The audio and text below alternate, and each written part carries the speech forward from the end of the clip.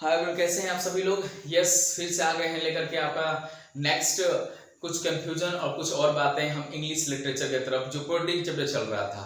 चलिए हम इसके पहले आप सब लोग स्वागत करते हैं अपने channel Z basic English classes में।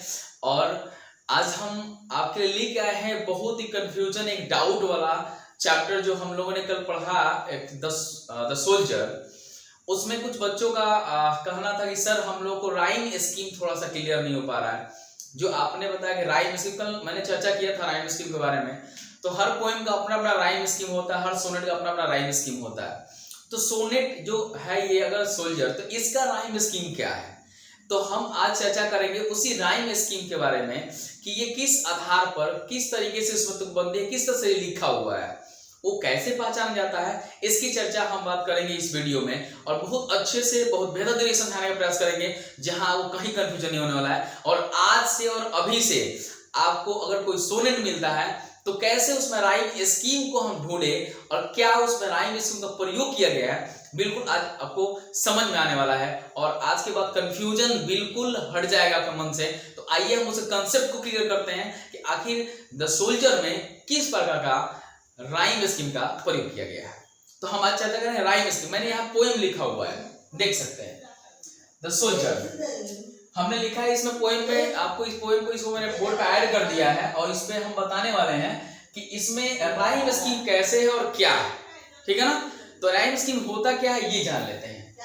राइम स्कीम पहचानने के लिए सिंपल तरीका होता है कि हम लोग सबसे पहले लास्ट वाले शब्दों पर केयर करते हैं, लास्ट वाले अंतिम वाले शब्दों पर केयर करते हैं। और उसमें देखा जाता है कि कौन सा शब्द है जिसमें सिमिलरिटी है ज्यादा, मतलब एक समान एसेंट कौन कौन सा शब्द है जो दे रहे हैं।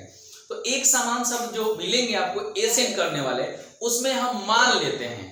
जैसे कल मैं लिखा था उसमें कि ए बी ए ऐसे करके मैंने लिख दिया था। तो अब कंफ्यूजन है कि सर ये क्या होता है, नहीं समझ में आ रहा है। तो आपको यहाँ बिल्कुल डाउट क्लियर करने वाले हैं इस सोल्जर का जो है इसका राइम स्कीम क्या है, ठीक है। आइए, हमने कहा कि लास्ट वाले शब्दों पर चर्चा करेंगे। तो यहाँ हमने लिखा मी है, यहाँ लिख लीजिए, पोएम में आप पढ़ोगे तो मिलेगा आपको। यहाँ फील्ड है, बी है, कंसील्ड है, ओवेयर है, रॉब है, एयर, होम। ये हमारा लास्ट वाले सभी वर्ड है जिनको एसेंस हम पहचानने का प्रयास करेंगे कि इसमें कौन सा राइम स्कीम है। राइम स्कीम में हम मान के चलते हैं किसी को जो वर्ड सेम से मैचिंग करता है उसको एक हम लेटर से ए बी सी डी करके मान लेते हैं। जैसे इसमें राइम स्कीम ढूंढना हमें, तो इसमें बताएंगे इस कविता में कौन सा राइम स्कीम यूज किया गया है। अब थोड़ा मैच करते हैं इन सब के एसेंट को, प्रोनाउंसिएशन को देखते हैं कि इसमें क्या यूज किया गया है। तो फर्स्ट है मी। मी को हमने मान लिया, मान लो इसको ए। जहां डाउट, जहां कंफ्यूजन बिल्कुल बताना आप। मी है, हमने इसको मान लिया ए, ठीक है, अल्फाबेट हमने ए मान लिया। अच्छा, क्या मी से फील्ड मैच कर रहा है एसेंट में? नहीं कर रहा है ना, तो बिल्कुल इसको हम मान लेते हैं बी। कोई डाउट किसी को? यानी कि इससे ये मैच नहीं कर रहा है, इसकी एसेंट में कहीं मैचिंग नहीं आ रही है। तो हमने इसको ए माना, इसको हमने बी मान लिया। अब देखते हैं बी, ये मैच कर रहा है, मिलाओ, मी बी मैच कर रहा है ना। तो जो हमने पहले वाले शब्द को ए माना था और इसी का सेम उच्चारण वाला ए भी आ गया, तो इसको हमने भी मान लिया क्या, ए। यानी जो सेम से मानने वाला उसको मैच कर लेंगे, हम उससे सेम नाम रखेंगे अल्फाबेट में। तो मी और बी एसेंट सेम है तो हमने ए मान लिया। फेल्ड, कंसिल्ड, कंसिल्ड, फेल्ड, तो इसमें आप एसेंट देखो, यानी ये जो फेल्ड है, कंसिल्ड, ये दोनों मैच कर रहे हैं। तो इसको हमने क्या माना था ना, बी, तो इसको भी हम मान सकते हैं बी, है ना। तो यानी इस चार लाइन में जो हमारा राइम स्कीम निकला वो निकला ए बी, ठीक है ना, ये राइम स्कीम हो गया। अच्छा, अब थर्ड लाइन, या फोर्थ लाइन में आ जाते हैं, फिफ्थ लाइन में। ओवेयर, ओवेयर में देखो तो कहीं ऊपर वाला किसी एसेंट से मैच कर रहा है क्या? नहीं कर रहा है ना, यानी ए से नहीं मैच कर रहा है, ना ही बी से मैच कर रहा है। तो दोनों में से नहीं मान रहा है, मैच कर रहा है ना, तो हम क्या करते हैं, इसको मान लेते हैं सी। यानी ये अपना खुद का अपना अलग इसका एसेंट है, ओवेयर, है ना। तो ये सेकेंड आपका सी, इसको मान लेते हैं। उसके बाद है रोम। अब रोम में देखते हैं कि रोम है क्या, इसमें कहीं मैचिंग कर रहा है क्या? नहीं मैच कर रहा है, तो इसको मान लो डी। अगर मैच करता तो फिर हम इसको ए या बी मान लेंगे, अगर कोई उस तरह से रिसेट आता है तब। लेकिन मैच नहीं कर रहा इसीलिए हमने सी और इसको मान लिया डी। लेकिन फिर आते हैं यहाँ इस लाइन में, यहाँ है अवेयर, यहाँ है एयर, तो आ रहा है ना अवेयर और एयर दोनों में आपको मैच करोगे तो लग रहा है कि सेम सेम एसेंट मिल रहा है। तो हम यहाँ पे कर लेंगे क्या, तो ये जो हमने सी माना था अवेयर को, यहाँ एयर को भी हम क्या मानेंगे, इसको भी हम सी मान लेंगे। ठीक है, रोम यहाँ है होम, तो यहाँ आपको दोनों का मैचिंग करने का एसेंट दिख रहा होगा, तो इसको हमने डी माना था ना, तो इसको भी हम मान लेंगे डी। ठीक है, इस तरीके से अगर हम इस ऑक्टेव लाइन को, कल की अगर आपने वीडियो नहीं देखा होगा तो उसको देख लीजिएगा, 8 लाइन को हमने कहा था क्या, ऑक्टेव कहा था ना।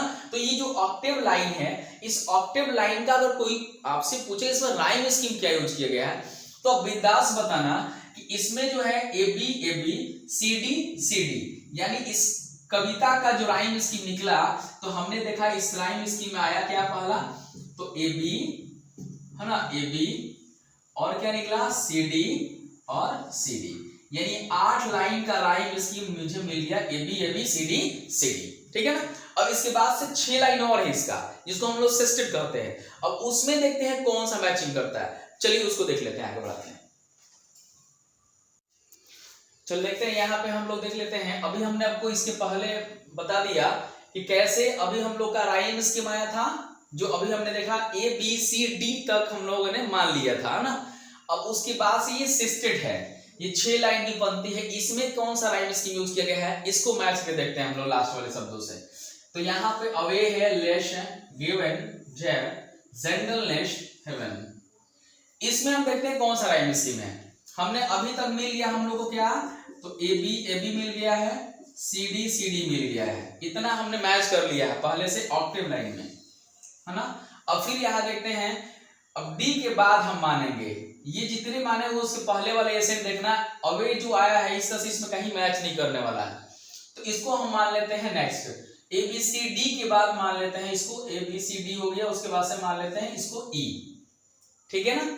अच्छा, इसको मैच करो तो इसमें मैच हो रहा है क्या, ओवे लैश नहीं मैच कर रहा ना, तो ई के बाद मान लो इसको एफ, इसके एसेंट को मान लो एफ। अच्छा, ओवे और लैश में गिवन मैच कर रहा है क्या, नहीं कर रहा है ना, तो ई एफ इसको मान लो जी। हमने 3 मान लिया, यानी किसी को कोई मैचिंग नहीं कर रहा था एक दूसरे से, इसीलिए हमने ई एफ और जी मान लिया। अब आते हैं, देखो मैच करें कैसे। अब है अवे डे, वे और डे, ये दोनों एक साथ एसेट में कुछ मैचिंग करते हैं, तो फिर से वे और डे को हम मैच करेंगे, तो इसको कर लेंगे फिर से ई। लैश, जेंडानेश है ना, लेस, और यहाँ लास्ट में नेस, तो ये मैच कर रहा है एफ वाला से, इसको फिर से मान लेते हैं एफ। और गिवन और इवन, यहाँ हेवन और ये है गिवन, तो इसको मैच करते हैं, तो सेम कुछ मिलता जुलता आ रहा है, ऐसे आपको देख सकते हैं, इसको हम मान लेते हैं जी। बात समझ में कैसे हुआ, यानी कि ई एफ और जी जो माने थे हम, ई से मैच कर रहा है डी, लैश मैच कर रहा है नैश से, और गिवन मैच कर रहा है एवन से, इसका ए से लगभग कुछ मैचिंग कर रहा है। तो ई को जो फर्स्ट मैच कर रहा है हमने ई मान लिया, एफ वाला से ये मैच कर रहा है तो मैंने एफ मान लिया, और गिवन वाला को मान लिया मैंने, यहाँ पे जो जी था मैंने इसको भी जी मान लिया, तो सेम सेम एसेंट वाले हैं। तो अब इसमें हम देख लेते हैं क्या से हमारा आ गया राइम स्कीम, इसमें आ गया ई एफ जी और फिर से आ गया ई एफ जी।